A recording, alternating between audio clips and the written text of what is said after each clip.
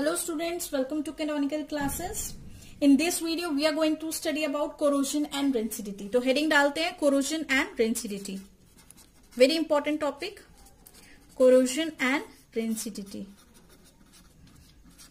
ठीक है, तो ये corrosion and rancidity होता क्या है, ये दोनों किस प्रोसेस से होते हैं और क्या है इनका मतलब होने का फंडा। तो देखिए एक्चुअल में होती क्या है, कोरोजन और रेंसिडिटी दोनों ही है क्या, प्रोसेस है क्या ऑक्सीडेशन के। क्या है ये एक्चुअल में, दिस इज ऑक्सीडेशन, ये ऑक्सीडेशन ही है आपकी। ठीक है, तो अगर मेटल की ऑक्सीडेशन हो जाती है, कोई भी मेटल है आपका, मेटल की ऑक्सीडेशन अगर हो गई, मेटल ऑक्सीडाइज होगी तो उसकी हमेशा कोरोजन होगी, है ना। और अगर आपका फूड ऑक्सीडाइज हो गया, फूड ऑक्सीडाइजेस, तो उसकी क्या होगी, रेंसिडिटी। क्लियर है ये बात, ठीक है। तो अगर मेटल की ऑक्सीडेशन होगी तो उसको हम कोरोजन बोल देते हैं, लेकिन अगर आपका फूड ऑक्सीडाइज हो गया तो उसको हम क्या बोल देते हैं, रेंसिडिटी बोल देते हैं। ठीक है, तो ऑक्सीडेशन का हमेशा ही डैमेजिंग इफेक्ट रहा है आपके मेटल्स के ऊपर भी और फूड के ऊपर भी। तो जो डैमेजिंग इफेक्ट है मेटल्स का उसको corrosion, and damaging effect of food is known as rancidity. तो चलिए पहले हम कोरोजन के बारे में थोड़े से डिटेल में स्टडी कर लेते हैं। क्लियर है, तो चलिए फर्स्ट हेडिंग डालेंगे कोरोजन। कोरोजन, तो देखिए भाई, अब आपने कोरोजन तो बहुत ही कॉमनली सुना भी होगा, देखा भी होगा। आयरन की जितनी भी चीजें होती हैं, ठीक है, उनके ऊपर आयरन की वायर्स जो आप अपनी छतों पे लगाते हो, है ना, कपड़े धुलने के बाद उस पे जब डालने जाते हो, तो वो जो आयरन की वायर है उसके ऊपर कुछ रेडिश ब्राउन कलर का एक सब्सटेंस डिपोजिट हो जाता है, और उस रेडिश ब्राउन सब्सटेंस को बोला जाता है रस्ट। क्या बोला जाता है, रस्ट। तो हम तब बोलते हैं जब वो रेडिश ब्राउन सब्सटेंस उस आयरन की वायर के ऊपर आ जाता है, तब उसको बोला जाता है कि रस्टिंग ऑफ आयरन, है ना। आयरन एक मेटल है और जब वो एयर की कांटेक्ट में आता है, आयरन किसके कांटेक्ट में आएगा, आयरन जब एयर के कांटेक्ट में आएगा, एयर के कांटेक्ट में आएगा, और एयर में उसको क्या मिलेगा, मॉइस्चर मिलेगा plus water, H2O plus water मिलेगा। ठीक है, जब वो एयर के कांटेक्ट में आएगा तो होगा क्या, एयर के कांटेक्ट में आने की वजह से उसकी हो जाएगी रिएक्शन। जैसे ही वो रिएक्ट करेगा O2 के साथ, एयर के कांटेक्ट में आके मॉइस्चर मिला, उस मॉइस्चर और वाटर, और उसको क्या मिला, O2 मिला, है ना। मॉइस्चर इज योर वाटर, और क्या मिला, प्लस O2। तो O2 के साथ रिएक्शन करके वो क्या रिएक्शन बनाएगा, आपका बनाएगा आयरन। ठीक है, आयरन था, सिंपल आयरन था, उसकी रिएक्शन होगी वाटर के साथ प्लस H2O के साथ। क्लियर है, तो जो आपका यहाँ पे सब्सटेंस बनेगा दैट इज Fe2O3, ये आपका सब्सटेंस बना, डॉट XH2O, जितना भी मॉइस्चर है, जितना मॉइस्चर वो एब्जॉर्ब कर रहा है, रिएक्ट कर रहा है, वो आपका XH2 होगा। और इसको बैलेंस करने के लिए हम यहाँ पे 3/2 लगाएंगे और इसको 2 कर देंगे। क्लियर है, ऑक्सीजन को बैलेंस करने के लिए हमने यहाँ पे क्या कर दिया, 3/2, 2 से 2 कैंसिल, तो 3 ऑक्सीजन हो गए, 2 आयरन है, H2O number of H2O depend करता है, उतना ही आप यहाँ पे H2 लगा लीजिए। ठीक है, इस फॉर्म को बोला जाता है, इस फॉर्म को क्या बोला जाता है, hydratic ferric oxide. This is hydrated ferric oxide. Clear है, ये है आपका हाइड्रेटेड फेरिक ऑक्साइड। और ये जो हाइड्रेटेड फेरिक ऑक्साइड है, इसी को एक और नए नाम से जाना जाता है, जिसको हम बोलते हैं रस्ट, मतलब जंग लग गई है, रस्ट हो गया। ठीक है, तो रस्टिंग क्या है एक्चुअल में, rusting involves unwanted oxidation of iron which occur in nature on its own, मतलब ऐसी ऑक्सीडेशन जो अपने आप हो जाती है नेचर में। ठीक है, उसी तरह से सिर्फ आयरन के ऊपर ही रस्टिंग नहीं होती, और भी ऐसे आपके मेटल्स है। फॉर एग्जाम्पल सिल्वर में क्या होता है, अगर हम सिल्वर की बात करें, सिल्वर क्या होता है, जब वो एयर के कांटेक्ट में आते हैं तो एयर में उसको मिलता है H2S, हाइड्रोजन सल्फाइड गैस। यहाँ पे सल्फर प्रेजेंट है, सल्फर जाके सिल्वर के साथ रिएक्ट करेगा, ठीक है, और एक आपका कंपाउंड बना लेगा जिसको हम बोलते हैं Ag2S। ठीक है, क्या है ये, सिल्वर सल्फाइड। क्या बन गया ये, सिल्वर सल्फाइड, जो कि किस कलर में होगा, ब्लैकिश कलर का, ब्लैकिश कलर।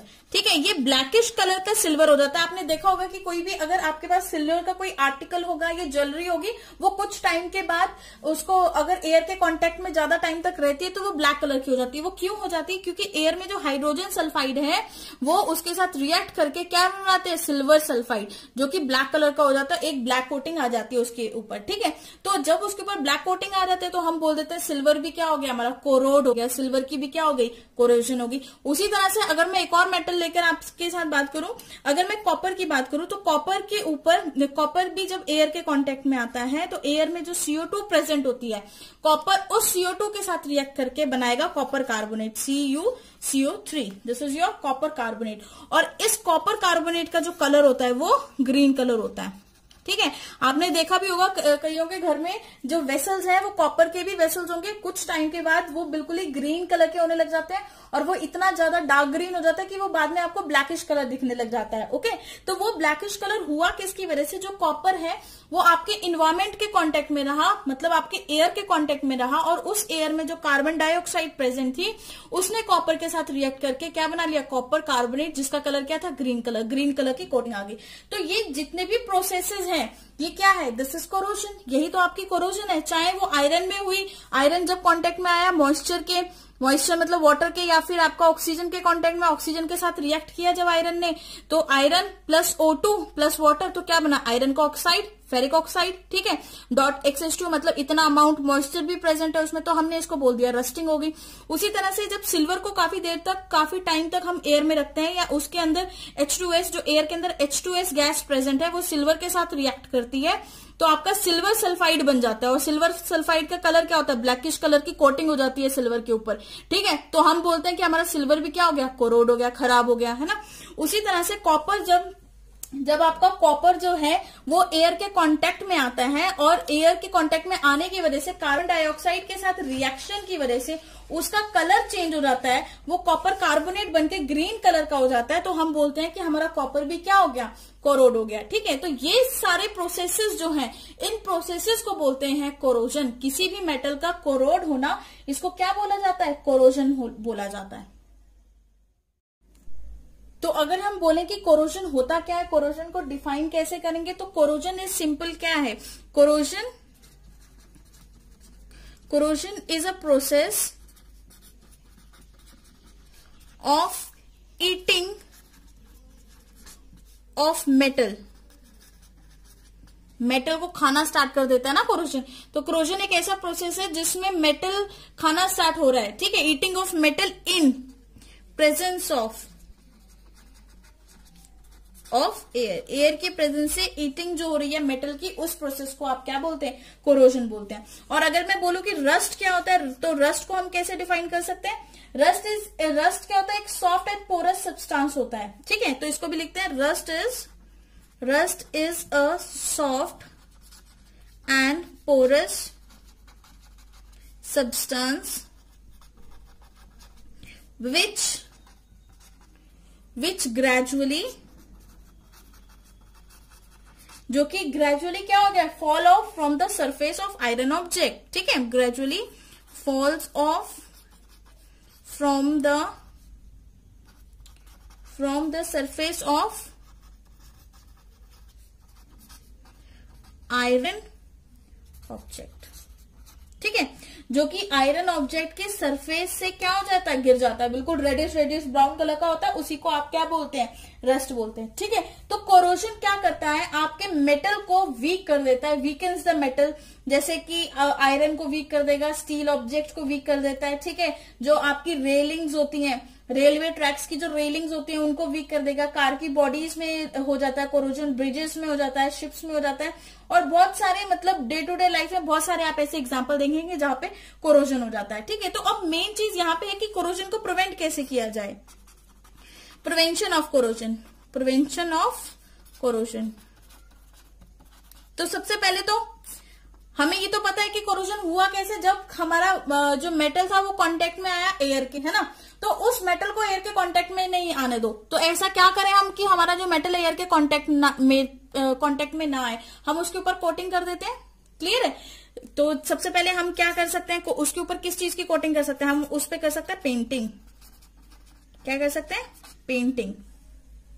ठीक है, जब हम उस पर पेंटिंग करेंगे, जैसे ही हम उस पर पेंटिंग करेंगे तो जब पेंटिंग हो जाएगी तो पेंट बाहर जो लेयर रहेगी वो आपकी पेंट की लेयर रहेगी। फॉर एग्जाम्पल ये आपका आयरन ऑब्जेक्ट है, सपोज करिए ये आपका आयरन ऑब्जेक्ट है। ठीक है, अब मैं इसके ऊपर इस तरह से पेंट कर रही हूं, मैंने ये पिंक कलर का पेंट कर दिया है इसके ऊपर। अब इस आयरन ऑब्जेक्ट के कांटेक्ट में एयर किसके कांटेक्ट में रहेगी? आयरन ऑब्जेक्ट के कांटेक्ट में तो रह नहीं सकती, क्योंकि उसके ऊपर तो पिंक जो पेंट हो गया है वो उसके कांटेक्ट में आएगी, ना कि इसके लेयर के कांटेक्ट में आएगी। ठीक है, इसको मैंने पूरा पेंट कर दिया। तो अब जो भी एयर कांटेक्ट में आएगी वो किसके कांटेक्ट में आ रही है? पेंट की कांटेक्ट में आ रही है। तो पेंट को तो वो इफेक्ट कर नहीं सकती है ना, तो आयरन आपके कांटेक्ट में आएगा ही नहीं एयर के, तो वो करोड नहीं होगा। सेकेंड, उसी तरह से उसी तरह से हम कर सकते हैं गैल्वेनाइजेशन, वेरी इंपॉर्टेंट और बहुत फेमस भी है ये गैल्वेनाइजेशन। ठीक है, गैल्वेनाइजेशन होते क्या है? ये क्या होती है? कोटिंग होती है एक, किसकी कोटिंग? Coating of zinc. ठीक है, ऑन आयरन ऑब्जेक्ट या फिर metal object, on iron object. Okay, iron object के ऊपर अगर आप मेटल की कोटिंग कर देते तो उसको हम क्या बोल देते? गैल्वेनाइजेशन। तो जो जिंक है उसकी लेयर बाहर आएगी, एयर के कांटेक्ट में तो जिंक की लेयर आएगी, आयरन की नहीं आएगी, तो उससे भी हम प्रिवेंट कर सकते हैं। थर्ड, हम क्या करेंगे? हम क्रोमियम या टिन की प्लेटिंग कर देंगे, है ना। क्रोमियम क्या एक मेटल होता है, क्रोमियम एंड टिन प्लेटिंग। ठीक है, क्रोमियम एंड टिन की अगर हमने प्लेटिंग कर दी तो उसकी वजह से भी हम कर सकते हैं। ये प्लेटिंग हमें कहाँ देखने में मिलती है? देखिए आपके वॉशरूम्स के अंदर जो टैप्स लगे होते हैं, ठीक है, किचन में, वॉशरूम में जितने भी टैप्स हैं, जिनके ऊपर आपको वो एक लेयर, बिल्कुल चमकने वाली जो लेयर दिखाई देती है ना, आपको जिसे देख के लग रहा है कि वो स्टील की है। ठीक है, बट नहीं, वो कोटिंग होती है किसकी? क्रोमियम एंड टिन की कोटिंग होती है। और जो फोर्थ मेथड है, जो बड़ी बड़ी मशीन्स जो हमारे आयरन की बनी होती है, उनको बचाने के लिए हम क्या करते हैं? उस पर अप्लाई करते हैं ग्रीस। ठीक है, और हम कैसे प्रिवेंट कर सकते हैं? बाय अप्लाइंग, इसको ऐसे लिखते हैं, बाय अप्लाइंग ग्रीस। ठीक है, ग्रीस अप्लाई करके भी हम इसको प्रिवेंट कर सकते हैं। तो ये थे मेथड आपके कोरोजन को प्रिवेंट करने वाले। पहला क्या है? Painting, second is galvanization, third is chromium and tin plating, and fourth one is by applying grease. Okay, तो इसी के साथ आपका कोरोजन खत्म होता है। अब हम स्टार्ट करते हैं रेंसिडिटी। देखिए रेंसिडिटी क्या होता है? रेंसिडिटी भी क्या है? एक तरह का प्रोसेस है, किसका? ऑक्सीडेशन का ही प्रोसेस है ना। बट यहाँ पे ऑक्सीडेशन किसकी होगी? आपके फूड की ऑक्सीडेशन होगी। किसकी ऑक्सीडेशन होगी? फूड की। जब भी फूड की ऑक्सीडेशन हो जाती है, जिसकी वजह से उस फूड की अनप्लेजेंट स्मेल आती है, बहुत ही गंदी सी स्मेल आएगी और उसका टेस्ट भी खराब हो जाता है, तो ऐसी कंडीशन को हम क्या बोलते हैं? कि हमारा जो फूड हो चुका है वो क्या हो चुका है? रेंसिड हो चुका है। तो इसको अगर हम डेफिनेशन की फॉर्म में लिखेंगे तो हम कैसे बोल सकते हैं? द कंडीशन प्रोड्यूस्ड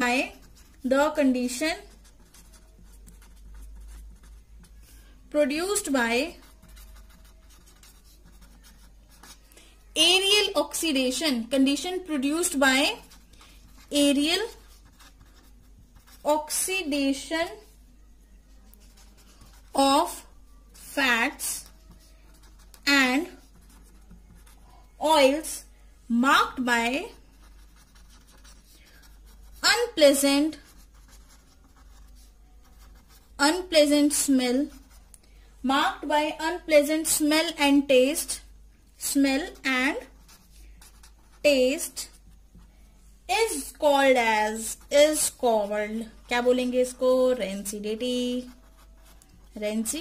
ठीक है ना, मतलब क्या डेफिनेशन क्या डिफाइन करके? डेफिनेशन आपको ये बोल रही है कि कोई भी एक ऐसी कंडीशन हो जाती है जिससे एयर के कांटेक्ट में आके आपका फूड या फैट्स या ऑयल, उनमें से अनप्लेजेंट स्मेल आने लग जाती है, उसका टेस्ट चेंज हो जाता है, टेस्ट खराब हो जाता है, उस कंडीशन को आप क्या बोलोगे? रेंसिडिटी। ठीक है, फॉर एग्जाम्पल गर्मियों में देखिए आप कोई भी खाना बना के रखते हैं, सब्जी आपने बनाई है, रात को मम्मा ने बनाई है, ठीक है, आपने उसको ऐसे ही रखे रहने दिया, तो सुबह आप देखेंगे तो उसमें से स्मेल आनी स्टार्ट हो जाएगी। तो इसका मतलब एयर के कांटेक्ट में आके उस आपका जो फूड था उसकी क्या हो गई? ऑक्सीडेशन हो गई, और वो फूड आपका क्या हो गया? रेंसिड हो गया, खराब हो गया। ठीक है, तो ये होते हैं रेंसिडिटी। तो रेंसिडिटी एक्चुअल में करता क्या है? स्पॉइल कर देता है आपके फूड मटेरियल को। ठीक है, प्रिपेयर जो किससे बने होते हैं? फैट से या ऑयल से, जिसको हम कुछ टाइम के लिए रखेंगे, और वो कुछ टाइम तक अगर हम उसको रहने देते हैं तो वो अनफिट हो जाते हैं हमारे खाने के लिए। तो ऐसे कौन कौन से मेथड हैं जिससे रेंसिडिटी से हम अपने फूड को बचा सकते हैं?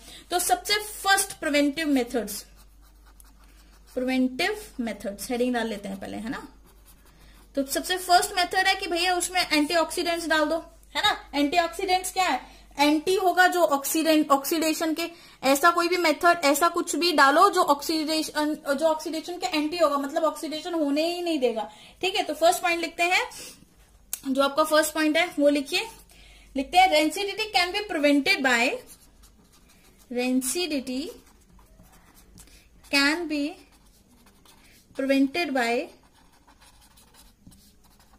एडिशन ऑफ किसका एडिशन से प्रिवेंट कर सकते हैं, एडिशन ऑफ एंटीऑक्सीडेंट्स, है ना। किसके एडिशन से प्रिवेंट करेंगे हम, एंटीऑक्सीडेंट टू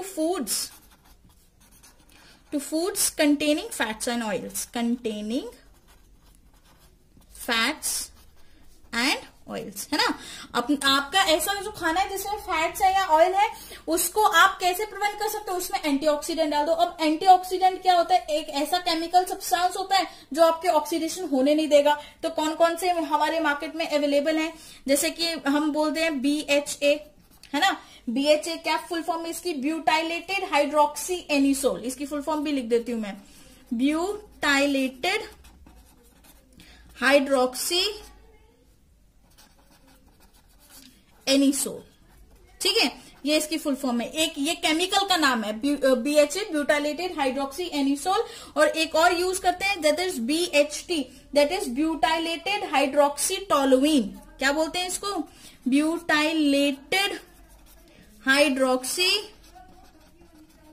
टोलुइन, ठीक है, ब्यूटाइलेटेड हाइड्रोक्सी टोलुइन। और कौन कौन से आपके एंटीऑक्सीडेंट, जो नेचुरल एंटीऑक्सीडेंट्स होते हैं वो कौन से होते हैं, जैसे कि विटामिन E, वो भी आपका एंटीऑक्सीडेंट्स का काम करेंगे, विटामिन E हो गया, ठीक है। या फिर हम बोल सकते हैं विटामिन C भी बोल सकते हैं, विटामिन C भी हो गया। और विटामिन C को एक और नाम से जाना जाता है, that is ascorbic acid, ascorbic acids, ठीक है। आप बहुत सारे सब्सटेंसेस जो भी आपके प्रिजर्वेटिव्स होते हैं ना, उसमें एस्कॉर्बिक एसिड लिखा होगा तो इट मींस उसमें क्या प्रेजेंट है, विटामिन C प्रेजेंट है। ये भी ऑक्सीडेंट्स होते हैं जो कि नेचुरली अकर करते हैं फैट्स के अंदर, क्लियर है। तो ये थे आपके एंटीऑक्सीडेंट्स जो कि आपके ऑक्सीडेशन को बिल्कुल प्रिवेंट करेंगे। सेकेंड मेथड अगर हम देखें तो देखिए, सेकेंड मेथड और हम कैसे प्रिवेंट कर सकते हैं, हम इनको जो हमारा जो जैसे हम लोग खाते हैं, वेफर्स खाते हैं, लेज हो गया, कुरकुरे हो गया, ठीक है, आपने देखा होगा उनके पैकेट्स में हवा भरी होती है, एयर होती है, ठीक है। वो एक्चुअल में एयर किसकी है, वो नाइट्रोजन की एयर है ना।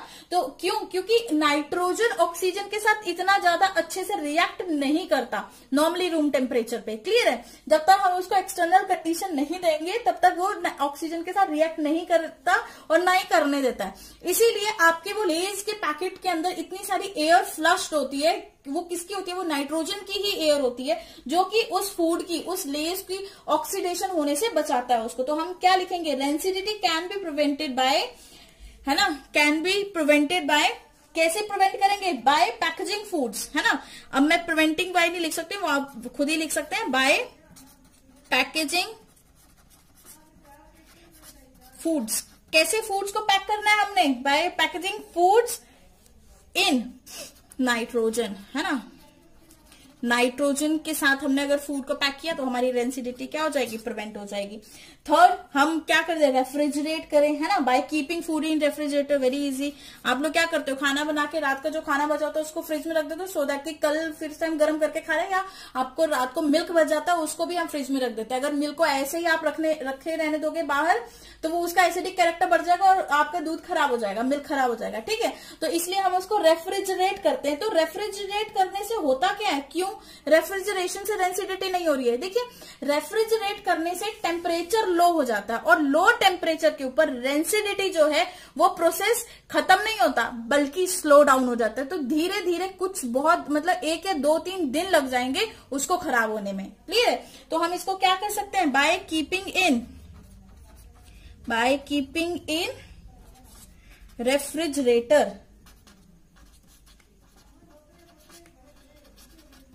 ठीक है, रेफ्रिजरेटर, है ना, by keeping in refrigerator. Refrigerator में रखकर भी हम इसको क्या कर सकते हैं, प्रिवेंट कर सकते हैं।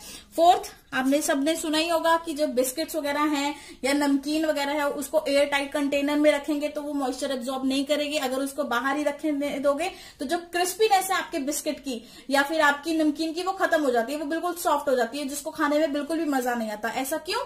क्योंकि उसने मॉइस्चर एब्जॉर्ब कर लिया, आपके उसमें बाहर का जो इन्वायरमेंट है वहां से मॉइस्चर एब्जॉर्ब कर लिया, एयर से मॉइस्चर एब्जॉर्ब कर लिया, है ना। तो हम उसको बचाने के लिए हम क्या करते हैं, हम उसको स्टोर करते हैं इन एयर टाइट कंटेनर, है ना। स्टोर इन, फूड को स्टोर करना है in air tight container. Air tight container में क्या होगा, आपके ऑक्सीजन एंटर नहीं कर पाएगी, और ऑक्सीजन एंटर नहीं कर पाएगी क्योंकि एयर को तो आप टाइटली बंद करोगे, उसको तो एयर उसमें एंटर ही नहीं कर रही है, एयर नहीं एंटर करी तो ऑक्सीजन एंटर नहीं करेगी, तो वो आपका बच जाएगा खाना किससे, ऑक्सीडेशन से, ठीक है। तो नेक्स्ट और जो लास्ट स्टेप हम और क्या कर सकते हैं, लास्ट जो हमने है, हमें उसको सनलाइट से दूर रखना पड़ेगा अपने खाने को, है ना।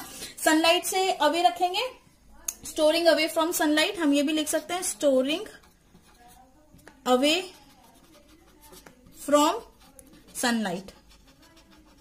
ओके, फूड को अगर हम सनलाइट से दूर रखेंगे तो भी वो बच सकता है, क्योंकि सनलाइट की प्रेजेंस में भी क्या होती है, ऑक्सीडेशन जो होती है फैट की या ऑयल्स की जो आपके खाने के अंदर प्रेजेंट है वो भी स्लो हो जाएगी, जिसकी वजह से जो रेंसिडिटी है आप उसको रिटार्ड कर सकते हो, आप उसको स्लो कर सकते हो। क्लियर है ये बात, ठीक है। तो वेरी इंपॉर्टेंट है।